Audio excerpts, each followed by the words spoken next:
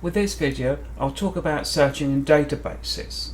To access a database, you can start with the library website and just select the databases icon. There you can go directly to the resource or database of interest. Alternatively, you can go to one of the online guides. If you click on the guides icon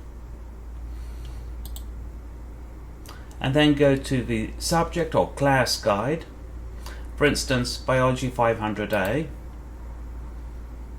there I can click on the Articles tab, and here I've provided you a host of different resources, databases that are relevant to this class. I will go and use Scopus. Scopus is a universal database, meaning that it has information in all disciplines. So click on the Scopus link.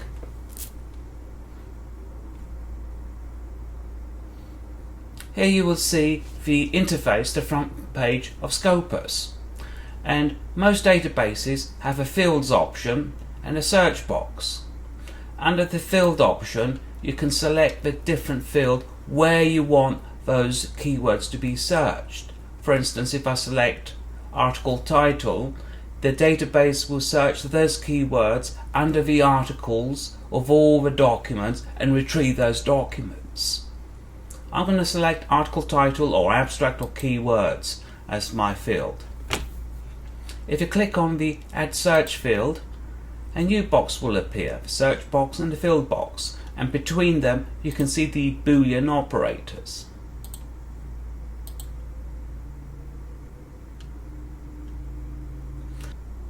So what I will do is plug in my Boolean string from the last video on searching strategies with databases.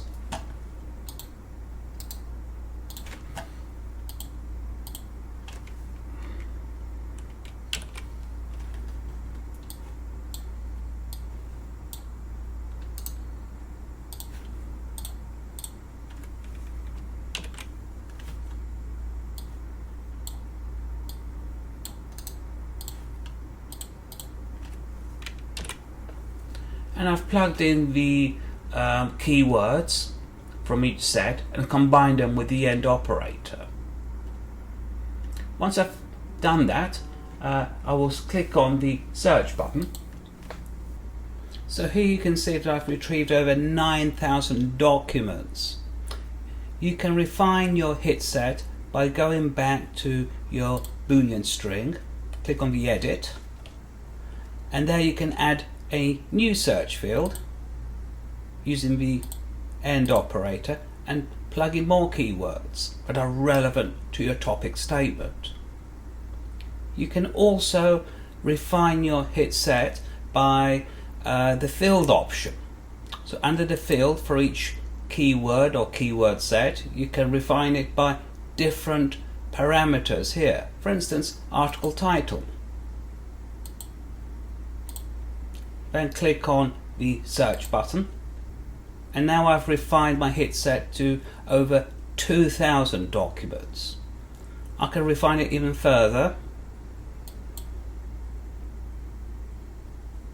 So let's select article title for this set of keywords as well.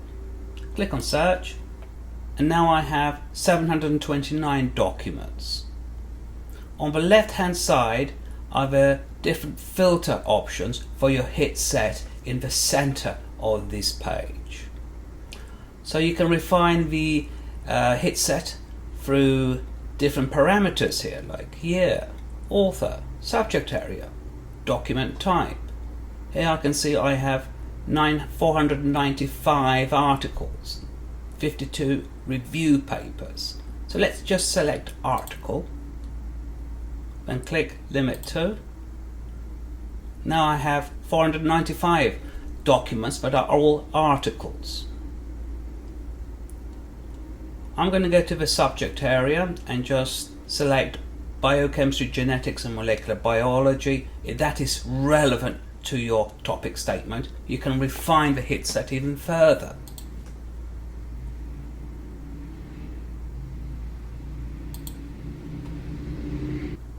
And now I have 45 documents. And there's other parameters that you can use to filter by publication stage, keyword, affiliation, funding sponsor, country, source type, and so on. In the center, you will see your documents. You'll have a document title, the names of the authors, the year of publication, the source, that's the name of the journal, as well as information such as volume, issue, and page number or page number ranges. At the end of each document, you'll see the Cited By option. The Cited By option gives you information about the number of documents that have cited a specific document here. And at the top here, you can sort your hit set, for instance, by cited by highest. So this document here has been cited 131 times by other researchers. And there's often a relationship between the research from this article with the other documents that have cited this specific article. Here you're going forward in time of how people, researchers, have cited a specific research. Below each document, you can view the abstract. So if you click on View Abstract, the abstract will appear. You have a Find It button. This is our University Find It button. If you click on that, it goes to our catalogue and it will tell you if we have the full text available. You can sometimes view the full text from the publisher's website, so view at publisher. Then you have related documents. The related documents gives you more information, more documents that are related to this specific document.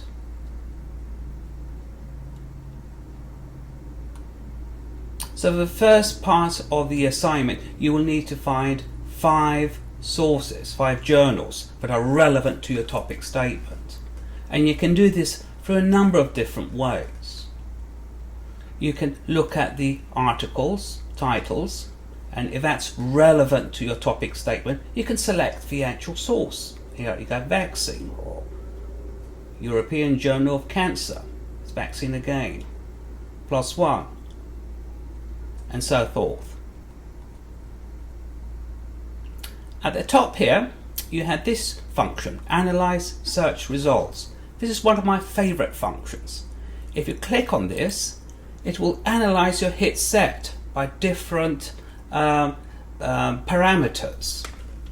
Here the 45 documents have been analyzed by source, by author, affiliation, and so on. If you click on the documents per year by source, it picks the first few sources. You can add more, and here it gives you the number of documents by year. If I click on the compare sources by CiteScore, SJR, and SNP data,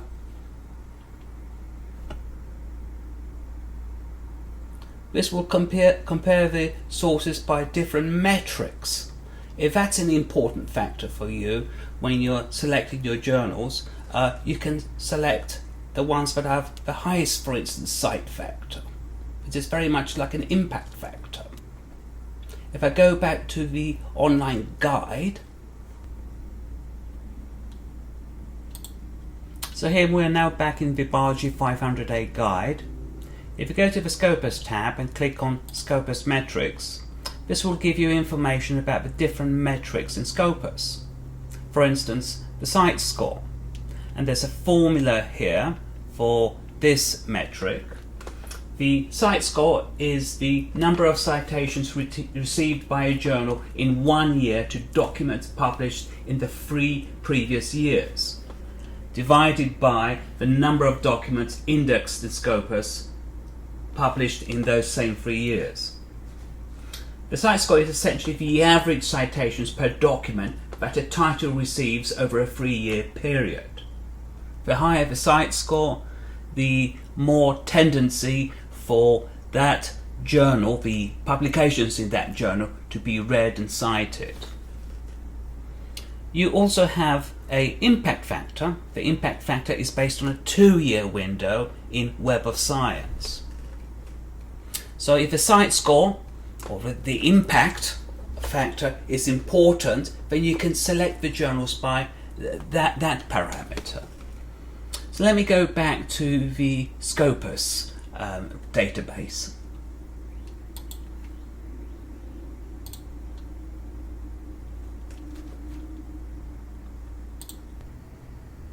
Okay, so I'm now back in the Scopus database with my 45 document set. If you click on one of these articles, on the title of the article, you will come to the document record. This is where the database searches for those keywords, finds those keywords, and then retrieves the actual document. Now there's a lot of information here. You've got the abstract, and if you scroll down a wee bit, you have all the references associated with that document. These references go back in time compared to the cited references, which go forward in time. On the right hand side, you can see the cited documents. Then below the cited documents, you have some related documents to this research.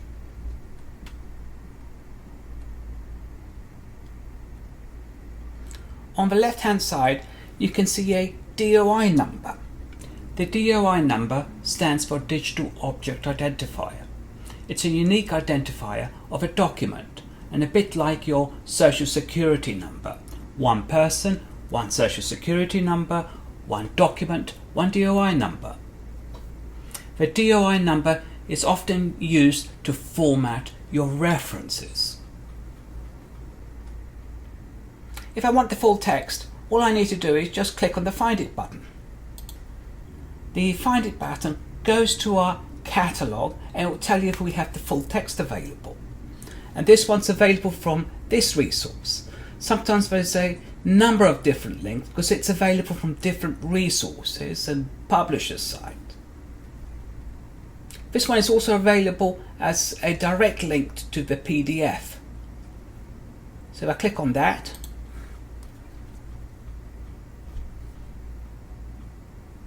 and here you will see the HTML of this document. This is the full text. If I click on the PDF at the top here, I will now see the PDF document. At the top here, you'll have the title of the research, the title of the article. Then you have the names of the authors. Below the authors' names, you'll see the affiliation of each author. Then you have the abstract. The abstract is usually a short paragraph that summarizes the highlights and main results of the research. Here the abstract is headed by background, purpose, method, results. Below the abstract, we'll start the article with an introduction. The introduction will generally give you a lot of background information about that research. Then you have a method section. A method section, or experimental section, or sometimes called methodology, is a good indicator that this is indeed a research paper. It's an article. I can see tables. Then I come to the results section. I see some figures here and graphs.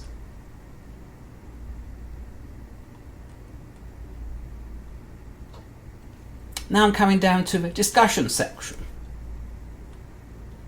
They've given a limitations section as well, and a conclusion section at the end. There's also a heading on data statement and the credit associated with each author.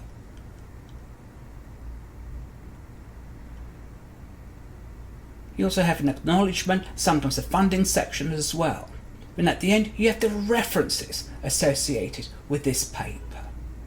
So this is the general makeup of a scientific paper.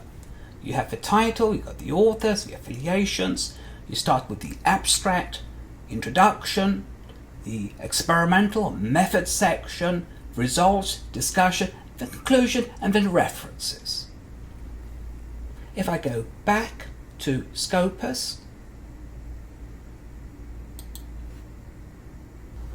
okay, so I'm now back in Scopus with my 45 documents. Now each document in Scopus has a link to the actual source, so you can click on the source. This will bring you more information about that source, that journal. Okay, you can see the CiteScore here. Now for your assignment, you will need to find 5 journals that are relevant to your topic statement. So if I selected vaccine as one of them, that's the name of the journal here. Here you have the publisher, Elsevier. To find the URL link to this journal, sometimes there may be a link here directly from the Scopus database. I see source homepage. Let's click on that and see what happens. It will bring up the homepage of the journal from Science Direct. Here you'll see a lot of information about this journal.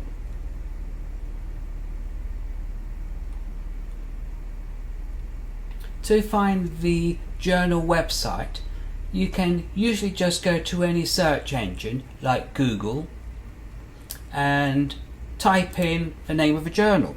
I'm going to type in vaccine journal. Click on the first link.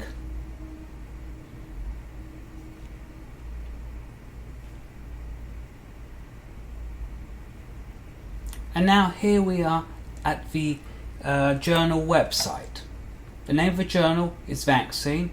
On the top left you see the name of the publisher, Elsevier. If I scroll down a little bit, I can see the name of the editor-in-chief, Gregory A. Poland. If you can't see the editor-in-chief on the front page, you can usually go to a link labeled as editorial or editorial board. Here you have editorial board, so if you click on that, this will bring up all the information about everybody associated with that journal, including the editor-in-chief. If I go back to the front page,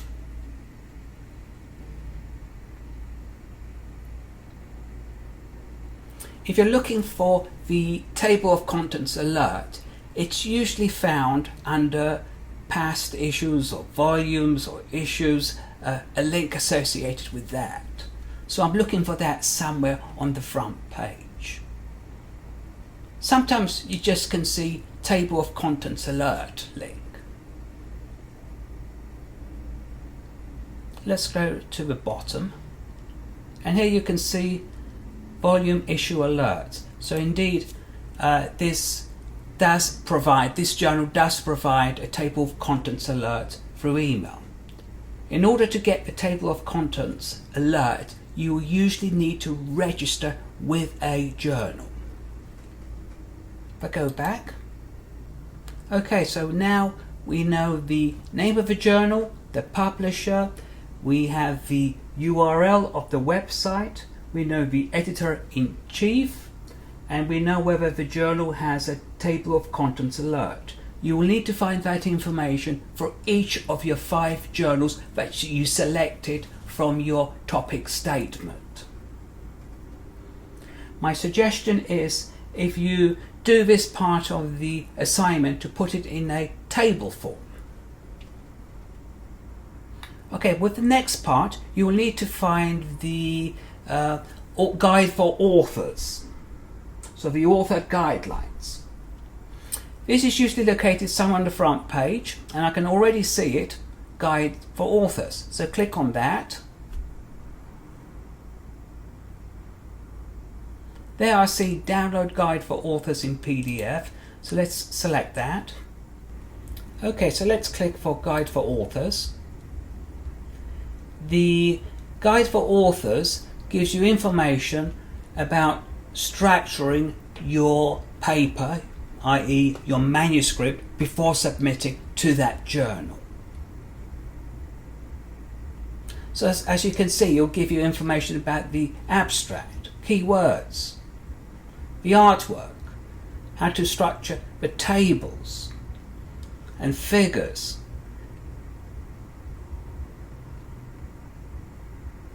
as well as information on how to format your references. And there's a references heading here. So it gives you information of how that journal wants you to format and structure your references in the text and in the reference list. If I scroll down a wee bit, it even has some examples here. Reference style. Notice that with this one, you need to use the square brackets. Then you have the author's names, then the title of the article, then the name of the journal, which is now abbreviated, then the year, volume, page number ranges, and at the end you have the DOI number. Okay, so you need to get a copy of this for each one of your journals. If I go back,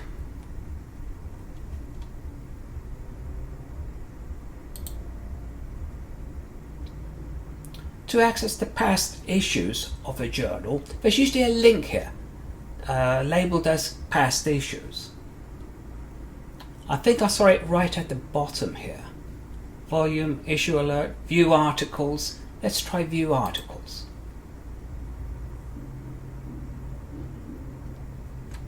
Now you have articles and issues.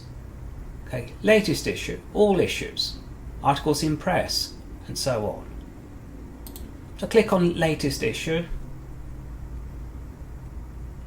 And what you will need to do is to open up a article in the latest, one of the latest issues. Let's just click on this one. Click on the PDF and just print the reference list at the bottom. So this is the reference list, and this is how they structured the references in a recent article for that journal.